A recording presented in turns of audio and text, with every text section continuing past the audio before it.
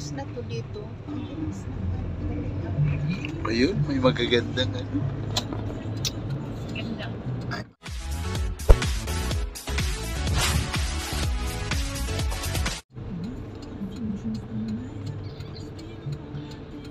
Ay, dito na lang pala. Malapit na. Malawak na. San Andres, ang gulo eh. Ano nito?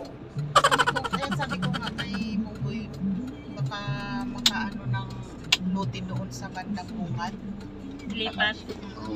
Lipat sila papa. Ang hirap doon eh. Oh, hirapan din. Di nga namin nakita. Alanganin kaming pumunta doon mga classmate ko eh.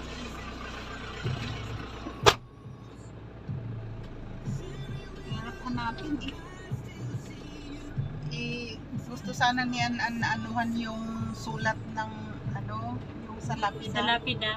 Kasi nga ano na, malabo na. Malabo na. Wala. Pumunta sila under doon. Di naman kami nakapunta. Ayaw nilang magsibangon eh. Yung kay Alor na nagtirik, sabi ko sigurado ba ito na kay Alor na? Baka iba naman yung tirikan natin. Walang pangalan eh. Tirik lang na tirik. Oo. Hindi natin alam kung Hindi sa kanino. muhon na lang dapat kayo nagtirik. Hindi, nagtirik din kami sa Muhon. Kumon, hindi Sa Muhon. kumun pala. Ako sa kumun. Diyan yung Sean Mao. Ha? Diyan yung sa anak ng kaklase. Diyan yung may tatlong bata. Oh. Na-aksidente yan sa bike. Ha? Diyan sa Timberland.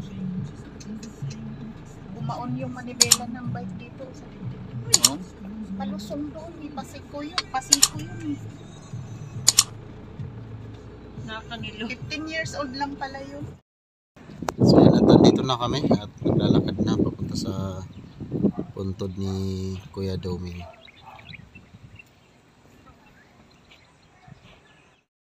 Ang susunduin niya ng alas 6.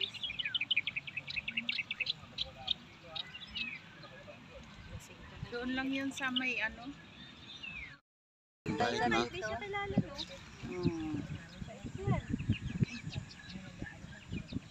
Kit-kit oh.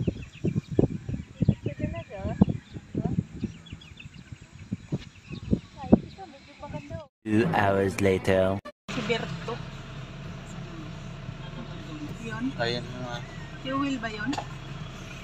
Yun, ayun. Sa lugar na yun. Kuya.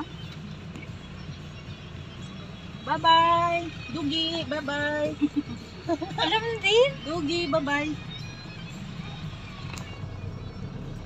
Ayan, pauwi na kami. Hindi kami bumisita kay Kuya. Pinasubscribe ko na sa